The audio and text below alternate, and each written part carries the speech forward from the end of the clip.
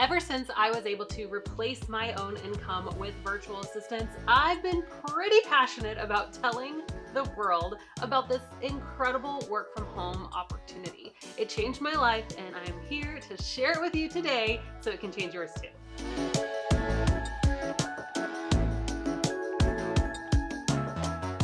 If you haven't met me, my name is Abbey Ashley. I am the CEO and founder of The Virtual Savvy. Back in 2015, I started my own virtual assistant business and I was able to completely replace my income in only 6 weeks from starting. Now, since that time, we've trained over 100,000 individuals to start, grow, and scale their own at-home business as well. And I'm so excited to have you along on this journey with us.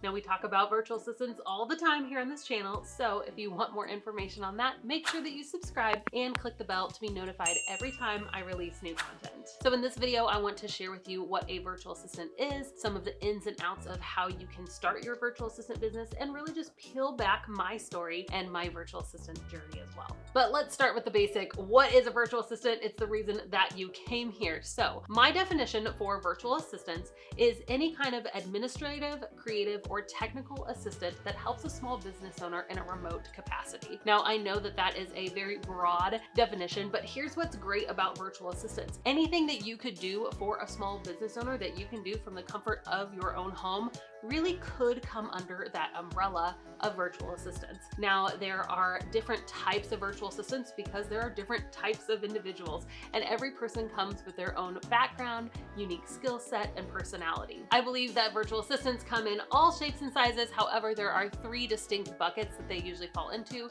either administrative assistants, creative assistants, or technical assistants. One of the first things that you will do on your journey to starting a virtual assistant business is deciding on the services that you're going to offer. Maybe you are more administrative minded. You are the first person to whip up an Excel spreadsheet or organize somebody's Google Drive. That is like an opportunity you would jump at. You probably fall into more of those administrative type tasks. These would be research, travel booking, possibly answering customer service emails, organizing inboxes, organizing Google Drive. All of these are tasks that small business owners need done, and you as a virtual assistant can help them with. Now, there are also technical virtual assistants. You know those people that just get tech? You are sitting there looking at the manual for 10 or 15 minutes and they come in and it just comes naturally to them. Like, how in the world did you just set up my new TV when I've been trying to do it for 2 hours? Those type of people, these are your technical minded people. It's that engineer brain that just loves to take things apart and figure it out. Technical virtual assistants have such a wide range of abilities, and if you can have that technical mindset and use it in this digital world,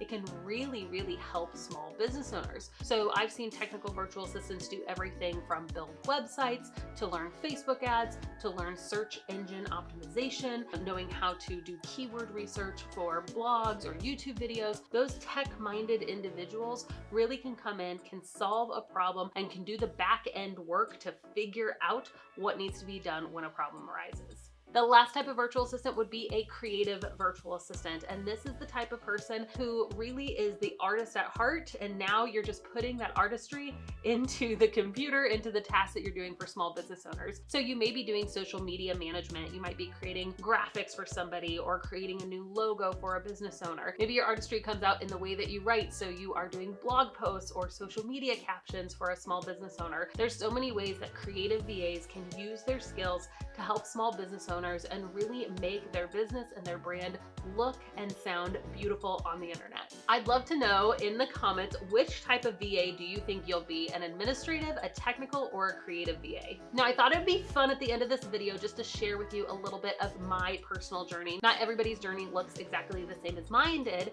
but I did start my business in 2015. I had no idea what a virtual assistant was. I wouldn't say I'm naturally the most administrative, but I could do it well enough to offer those services for business owners. So I started out offering administrative services to small business owners. My very first project that I got as a virtual assistant was literally a data entry project. I had a massage therapist that handed me a huge box of business cards and says, could you put these all into an Excel spreadsheet? And so I did it. It was pretty boring, but I got paid for working from home for the very first time. And this light bulb went off of, I could do this. Now, once I got a little more into this online space, I found out that even though I could do administrative tasks, my brain was definitely definitely more geared toward the creative. And so I started exploring writing, and that's really when my business and my services started to flourish, is when I started writing blog posts for small business owners. As a general virtual assistant, I was making about $30 an hour, and as a freelance writer, I went on to make $60, $70 an hour, doing something that I actually enjoyed more. The moral of this story is to start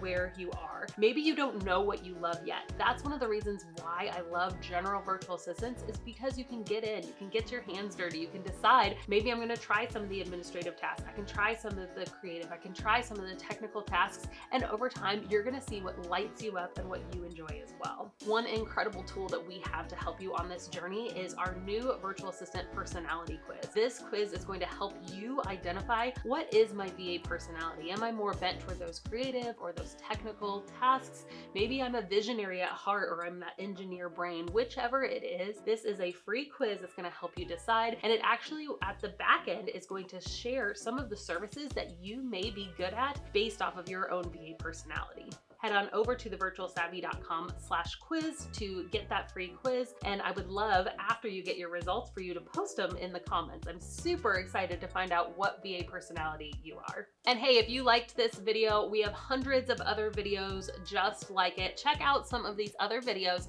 on how to start and scale your own virtual assistant business working from home. Now here at The Virtual Savvy, we love to beatbox it out. Let's do this.